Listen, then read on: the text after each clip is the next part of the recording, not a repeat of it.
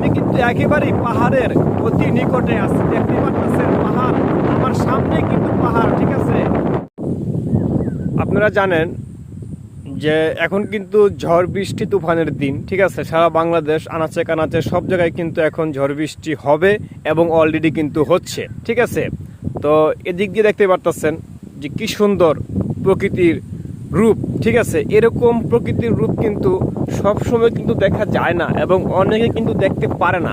এদিক দিয়ে সবুজ গাছপালা এবং আকাশে কিন্তু কালো মেঘ জমে আছে, ঠিক আছে। এবং যে বাতাসটা আসতেছে, এই বাতাসটা যখন গায়ে লাগতেছে, কলিজাটা, মনটা, আত্মাটা জুড়িয়ে যাচ্ছে, ঠিক আছে। বাতাসের শব্দ আপনারা পাচ্ছেন কিনা আমি জানি না, কিন্তু অবশ্যই মনে হয় পাচ্ছেন।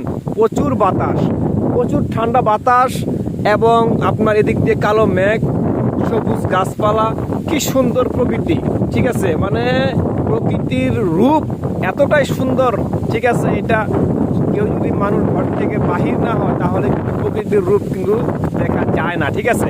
আমি কিন্তু একেবারেই পাহাড়ের অতি নিকটে আছি। দেখতে পাচ্ছেন পাহাড়, আমার সামনে কিন্তু পাহাড়, ঠিক আছে। কারণ এই পাহাড়ি অঞ্চলে কিন্তু এরকম ঝড় তুফান বৃষ্টি বেশি হয়ে থাকে, ঠিক আছে। আপনারা জানেন যে পাহাড়ি ফলে কিন্তু পাহাড় ভেঙে এসে কিন্তু অনেকের বাড়িঘর ঘরদুয়ার কিন্তু ভেঙে যায়, ঠিক আছে। অনেক ক্ষয়ক্ষতি হয়। তো আমি সেই পাহাড়ের অতি নিকটে আছি, আমার সামনে কিন্তু পাহাড় আপনারা দেখতে পারতেছেন, ঠিক আছে, একেবারেই।